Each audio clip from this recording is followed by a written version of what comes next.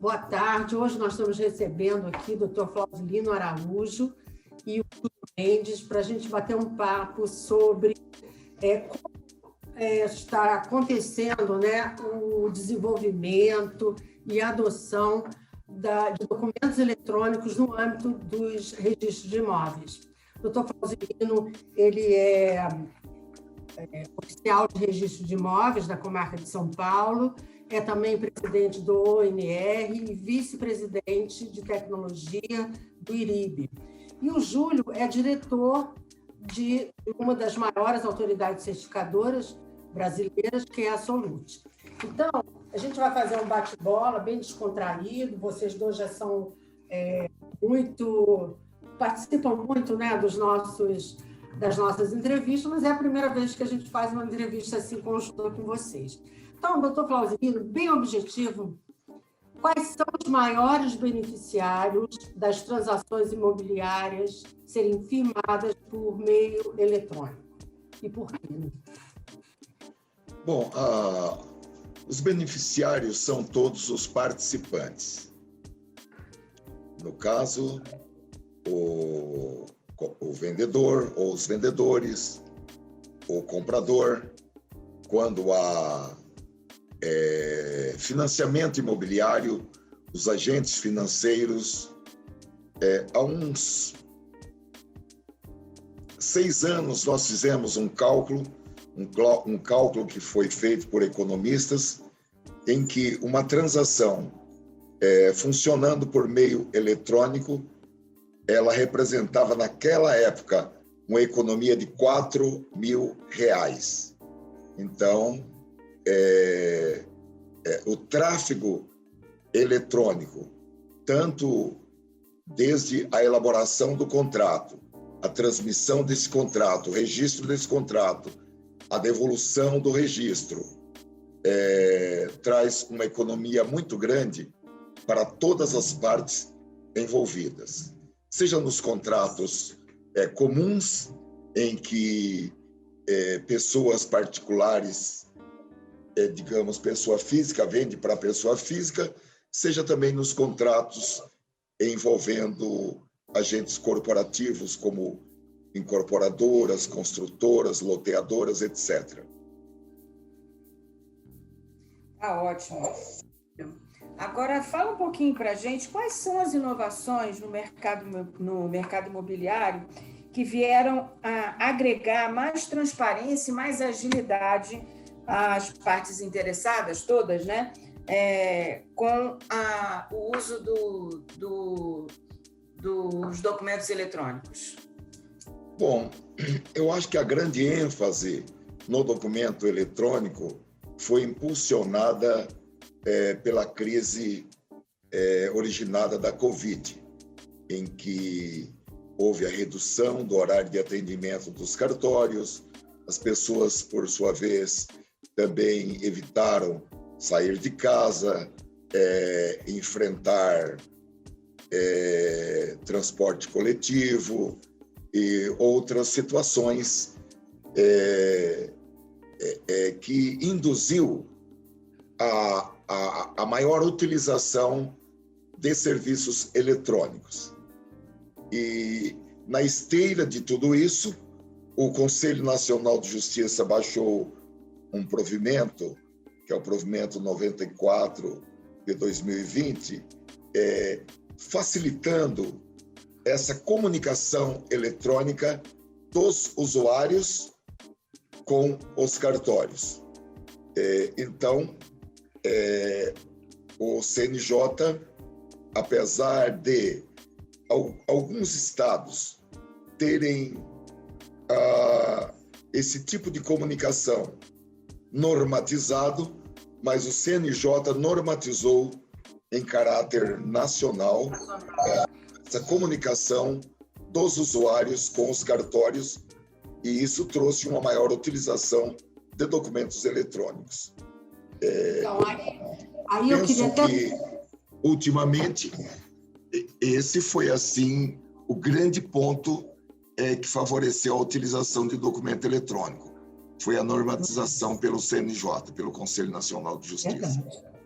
Agora, outro ponto também que a gente queria agora ouvir do Júlio, da Solute, quais são as inovações também pelo lado de vocês que pode fazer essa integração, né, entre os participantes, como o doutor Flauzilino falou, que é o comprador, o vendedor, construtor, imobiliário, possíveis agentes financeiros, porque dentro dos cartórios, a gente que está sempre acompanhando lá, né, Suzana, a gente vê que tem um sistema muito robusto de documentação, sem dúvida nenhuma. Mas esses outros entes, o próprio comprador e o vendedor, não têm essas ferramentas. Então, a gente queria que o Júlio falasse um pouco sobre isso, porque a Solute vivenciou muito isso nesses últimos tempos, né, Júlio?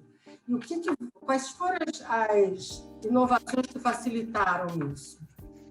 Bom, então, eu concordo plenamente com o Dr. Flauzilino. Eu acho que o que houve agora na pandemia, mais do que inovações em termos tecnológicos, que também aconteceu, nós tivemos uma aceleração da adoção, né? Em termos de tecnologia, o que nós temos em relação à novidade, que a gente percebe aqui na Solute, por exemplo, é a questão do certificado digital em nuvem, em se tratando de assinaturas qualificadas, né? Então, o que a gente notou no mercado é que havia duas grandes dores, né? A primeira é que seria uma aceleração no processo de formalização ali entre comprador e vendedor no primeiro instrumento, né? Porque o mercado de compra e venda de imóveis, ele ainda, eu acredito que ainda está muito pautado no processo tradicional. Então, o que eu tenho percebido é que ele não está sendo digitalizado no todo, ou seja, desde o momento da escolha, da primeira formalização do contrato de compra e venda, até a averbação do registro de imóveis. Então, a gente tem meio que duas fases, né? Então, a gente percebeu um grande volume de adoção de assinaturas eletrônicas simples na primeira formalização, né? Isso já resolve ali parte do problema.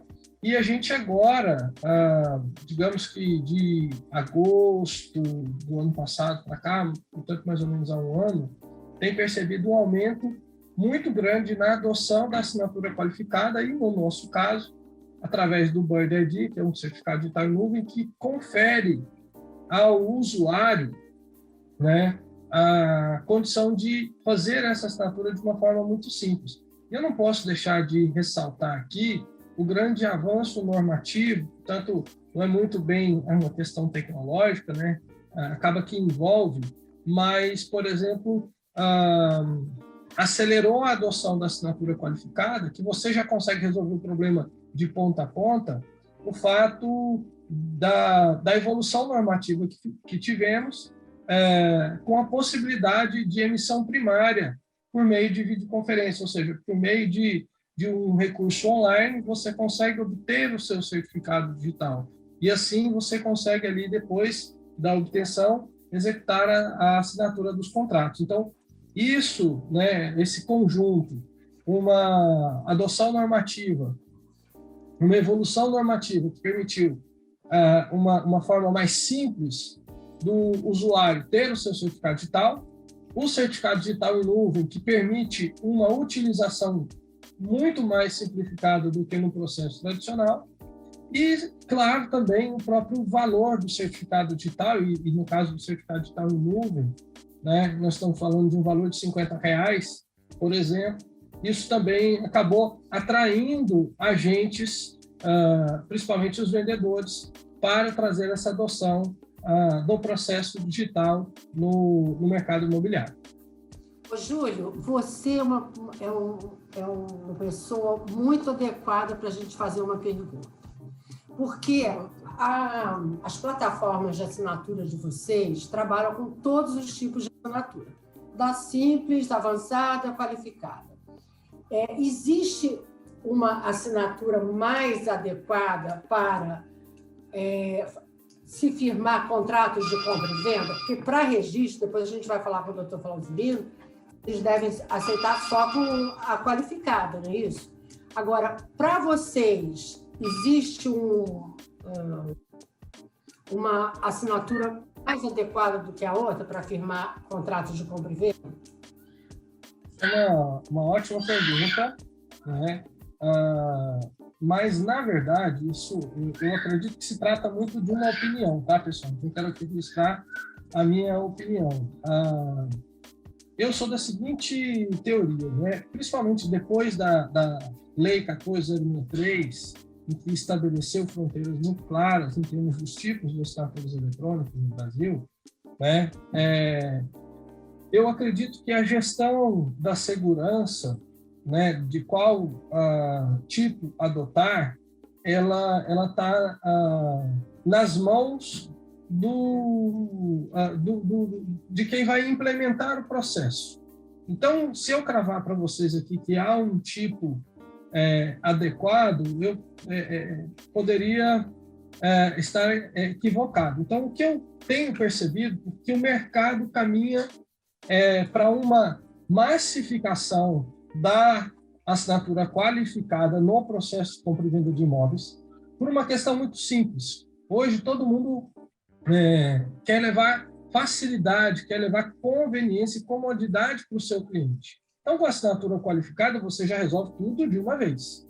Você faz um certificado e você depois vai fazer quantas assinaturas necessárias ali dentro do processo. Porém, eu também não posso deixar de observar que o processo de aquisição de imóvel é um processo complexo.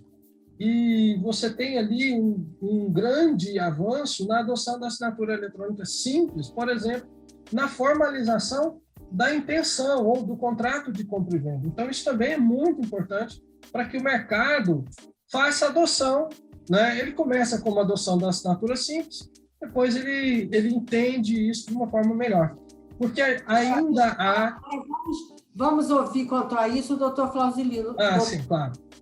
Para os registradores, os documentos assinados, como é que é a formalização dos documentos eletrônicos assinados até chegar aos registradores para, então, efetivamente ser feito o registro de imóveis? Vale qualquer tipo de assinatura eletrônica? Bom, o padrão é a assinatura eletrônica qualificada, em que se usa o certificado digital reconhecido pela Infraestrutura de Chaves Públicas Brasileira, a ICP Brasil. Essa modalidade, como todos sabem, já era permitida e regulamentada desde 2001 pela medida provisória 2200. Agora, é possível se aceitar a assinatura eletrônica avançada. Porém, depende de cada oficial aceitar essa assinatura eletrônica avançada, que não estaria dentro da infraestrutura de chaves públicas brasileira, apesar de ser uma modalidade permitida pela medida provisória 2200, e agora a lei explicitou melhor.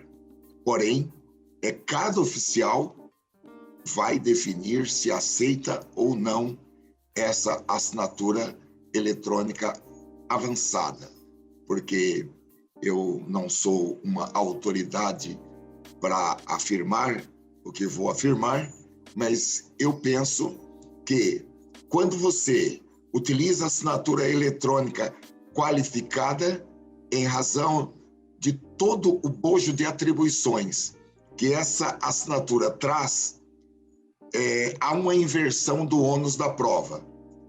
Se a pessoa cuja assinatura apareceu falar que a assinatura não é dela, que não foi ela que assinou, cabe a ela o ônus de provar o contrário.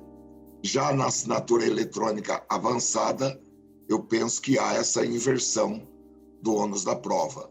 O oficial que quis flexibilizar para aceitar a assinatura eletrônica avançada, cabe a ele o ônus dessa prova.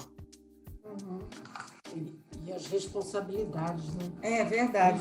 Doutor Flauzilino, o senhor acha que se não tivesse acontecido, se a gente tivesse uma situação de, como os economistas que eu sou, gostamos de dizer, de ceteris paribus, ou seja, tudo mais estivesse constante, se não tivesse acontecido essa situação da pandemia, o senhor acha que teria havido esse avanço no âmbito de registro de imóveis? Do lado do registro de imóveis, eu respondo positivamente que teria acontecido. A opção do registro de imóveis pelo registro de imóveis eletrônico antecedeu a pandemia. Então, eu penso assim, que em outros players é que houve a necessidade de correrem para serviços eletrônicos. Porém, os cartórios de registro de imóveis já tinham feito esta opção e ela se tornou muito evidente desde a criação do ONR em 2016. Então, seria bem interessante você falar um pouquinho. O senhor falou disso, o senhor poderia falar um pouquinho sobre o que é a ONR, o papel dela na sociedade, qual a principal missão? Bom, nós retornamos a 2009, quando foi editada a medida provisória do programa Minha Casa Minha Vida, que depois foi convertida na Lei 11.977. A Lei 11.977 dedicou um capítulo inteiro, a partir do artigo 37 e seguintes, para regulamentar o registro eletrônico. Não apenas o registro de imóveis eletrônico, mas todos os registros públicos para que funcionassem de forma eletrônica. E essa lei fixou o prazo de 5 anos para que esses serviços passassem a ser oferecidos pela rede mundial de computadores, pela internet. Todavia, essa lei ela não estabeleceu a forma como os registradores se organizariam para oferecer registro eletrônico. Todas as entidades que nós tínhamos de registradores eram entidades associativas, em que, de acordo com a lei brasileira, ninguém é obrigado a se associar e nem permanecer associado. Então, nós ficamos com essa lacuna, até que, em 2016, na medida provisória que criou, reestruturou a regularização fundiária em dezembro de 2016 e que depois foi convertida na Lei 13.465 de 2017, foi prevista a criação de um órgão que é o ONR para congregar todos os oficiais de registro de imóveis do Brasil por força da lei. Então, o ONR veio com essa força de convergir todos os oficiais de registro de imóveis nessa instituição, que é o ONR, com a responsabilidade de interligar todos os cartórios de registro de imóveis e também estabelecer uma padronização para a implantação do registro de imóveis eletrônico no Brasil, visto que o Brasil tem, sei lá, umas 80 ou 100 empresas que prestam serviços de informatização para os cartórios de registro de imóveis e cada uma desenvolveu os seus sistemas de acordo com a sua própria cabeça. Então, o ONR veio com essa função de fazer uma padronização do registro de imóveis para que pudesse ter aquilo que a Lei 11.977 de 2009 previu, que é a interoperabilidade, tanto entre os cartórios, como dos cartórios com bancos, com mercado, com construtoras, incorporadoras, e dos cartórios entre si, dos cartórios com as centrais de serviços eletrônicos. Então, o ONR surgiu com essa vocação.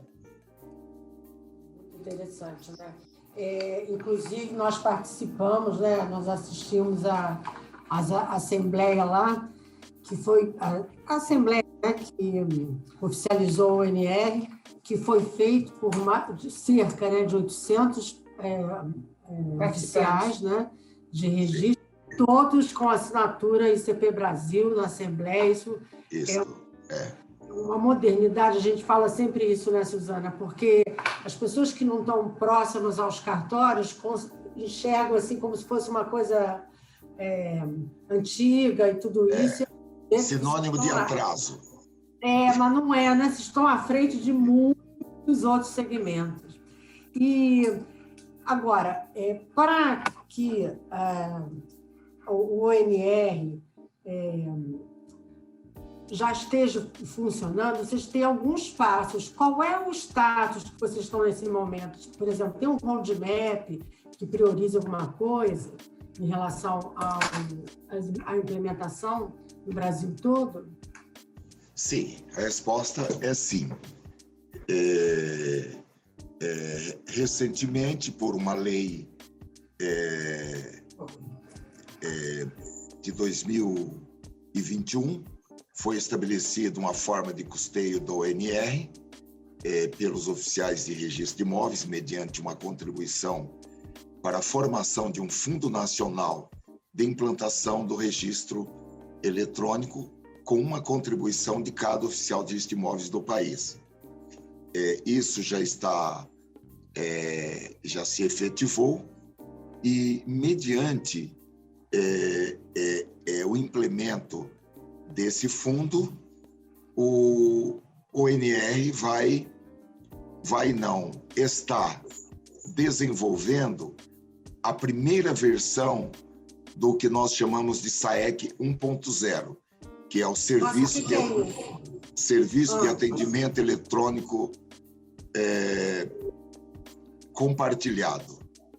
Então, esse serviço de atendimento eletrônico compartilhado, ele está previsto no projeto SREI, está previsto também no provimento 89 de 2020 da Corregedoria Nacional de Justiça, que regulamentou as diretrizes para o funcionamento, a organização do ONR, e esse serviço de atendimento eletrônico compartilhado, ele vai oferecer em um único ponto na internet o acesso a todos os cartórios de registro de imóveis do país. Então, isso daí já está sendo desenvolvido e foi fixado um prazo de 90 dias pelo Conselho Nacional de Justiça, pela Corregedoria Nacional de Justiça, que também funciona como agente regulador do ONR, para que esse serviço seja colocado à disposição da população brasileira e do mercado em geral. Isso aí é um case, inclusive, internacional, não? Do país, uma dimensão da nossa, ter esse tipo de sistema. Não é? Eu estou lendo como um grande desafio. E outra coisa é que... O senhor já não gosta, né, de desafio como esses? A gente vai até aproveitar e fazer uma pergunta para o senhor aqui, que já estava lá no final, mas a gente vai antecipar. Porque o doutor está muitos anos trabalhando em prol da informatização e levar a tecnologia para dentro dos cartórios.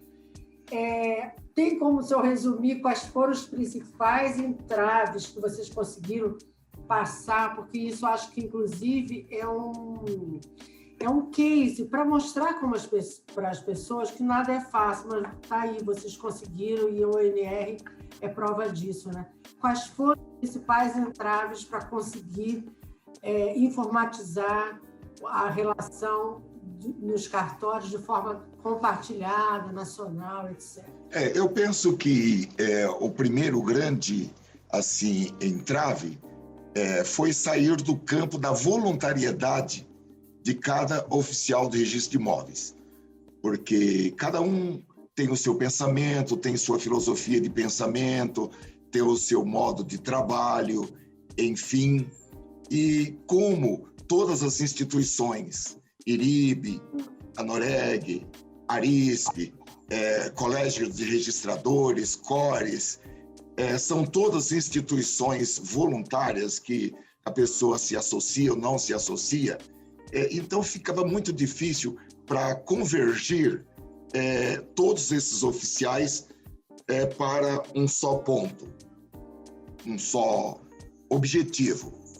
E, obviamente, a legislação foi necessária para suprir essa questão da voluntariedade. Então, o ONR ele tem toda a sua atuação com suporte legal, suporte em lei e suporte normativo tanto pela Corregedoria Nacional de Justiça, como também pelo próprio plenário do Conselho Nacional de Justiça. Então, eu penso que os aspectos ligados à legalidade, à normatização, para fazer essa convergência por força da lei, porque ninguém é obrigado a fazer ou não fazer alguma coisa, senão em virtude de lei. Então, nós temos a lei, e a lei aponta que é assim: o ONR não é uma entidade estatal, mas é uma entidade paraestatal. É uma entidade que está sob regulação da Corregedoria Nacional de Justiça. Então, é uma entidade que não apenas é fiscalizada, mas ela tem um agente regulador que está, assim, vamos falar, de olho nos passos que o ONR dá, além, evidentemente, dos seus órgãos de gestão e administração e fiscalização internos.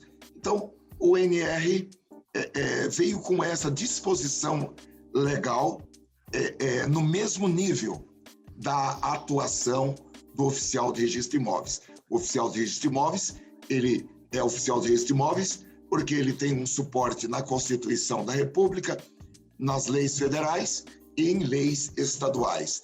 O ONR está nesse mesmo patamar da atividade do oficial de registro de imóveis. Bom, isso, Júlio, tudo que o doutor Flausilino falou vem agora ser complementado pela parte do mercado. Quer dizer, o que a gente enxerga claramente depois do doutor Flausilino falar? Aqui, o órgão, a entidade responsável por registrar os imóveis no Brasil inteiro, que são os cartórios de registro de imóveis, estão preparadíssimos para atuar totalmente eletrônico. Agora, da parte do mercado, da ponta de cá, onde nós temos incorporadoras, imobiliárias, vários agentes como corretores de imóveis, quer dizer, você tem uma indústria enorme, uma indústria de muito movimento, de muita movimentação, não só de transações, como financeira, é uma indústria, é um segmento importantíssimo para o Brasil.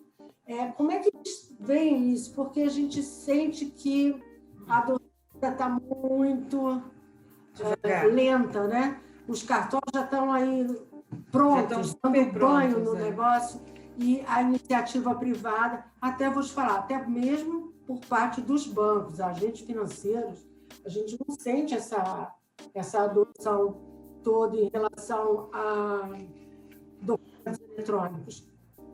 A gente mesmo passa isso aqui, né? Às vezes, a documentação das nossas empresas e tudo, ainda estão assim, naquela entrada do imprimir e assinar. Que é assinado com certificação digital e tal. Tem que estar explicando. Você que está no mercado, qual é a visão? O que a gente pode esperar do mercado em relação aos documentos eletrônicos? Bom, a gente espera, não só espera, mas trabalha muito fortemente para uma massificação dessa adoção. Eu acredito que o cenário, há uma convergência de medidas, uma convergência, uma série de iniciativas que têm convergido para este objetivo, né? E aí a gente poderia aqui passar um tempão citando vários, porque como nós temos um mercado complexo, mas eu digo que tem uma pontinha que vocês foram muito felizes em citar, talvez chamar de pontinha esteja até bastante equivocado, mas os bancos, né, eles eu acredito que estão mergulhando, começando a mergulhar agora com mais gás nesse formato. Então, nós já temos movimentos aí de algumas instituições financeiras bastante importantes, com processos de provas de conceito, com estudos, ainda com toda essa convergência jurídica que traz segurança, né? Então, eu acredito que a adoção por parte dos bancos, né, a aceitação da assinatura eletrônica, e aí há uma sinalização de que seja assinatura qualificada, né? Então, por tratar-se de transações de alto volume e tudo mais, então eu acredito que essa aceleração acontecerá. A gente tem um exemplo no mercado, por exemplo, de loteadoras, em que essa adoção tem acontecido de forma mais rápida, por uma característica desse segmento, em que, na maioria dos casos, o próprio loteador, o fabricante do lote, é que concede o crédito. Então, neste caso, o banco, né, o agente ali financeiro, ele não está tão presente, ou está presente em alguns casos, mas você tem um exemplo. E onde os cases de uso e de sucesso, né, eles têm se multiplicado muito rapidamente. Então, eu acredito que no mercado aí de vendas de imóveis, de apartamentos, casas, né, imóveis comerciais, com uma forte presença do setor financeiro, né, para financiar essas operações, e a adoção dos bancos, eu acredito que seria ali a última fronteira para que o processo que a gente chama hoje de tradicional fique, de fato, no passado. Então, nós temos todos os elementos agora que vão permitir essa aceleração. E o mercado, né, no qual, por exemplo, a gente faz parte, o Subut faz parte, tem também feito ali o seu papel para trazer isso. Então, por exemplo, o próprio certificado digital em nuvem, que eu acabei de citar, né, que a pessoa recebe e consegue assinar um contrato com o seu certificado digital pelo celular, né, consegue fazer o seu certificado digital de ponta a ponta pelo celular. A economia é mobile, pessoal. Não adianta a gente querer esperar que toda essa convergência acontecesse e falasse assim, entregasse para uma pessoa um token para instalar um programa e fazer assinatura. É complexo, é de fato complexo, né? Então, eu sempre brinco, né, de que o certificado digital ele era caro, chato e difícil. Então, do lado da certificação digital, nós conseguimos romper todas essas grandes barreiras. Hoje você tem um preço acessível, você tem um processo de obtenção simplificado, online, né, com toda a segurança garantida também, porque os sistemas evoluíram, e você tem uma usabilidade extremamente amigável para que o comprador, o vendedor, enfim, os signatários consigam utilizar essa assinatura qualificada de forma simples, né? Isso, com certeza, vai permitir que essa adoção também seja acelerada.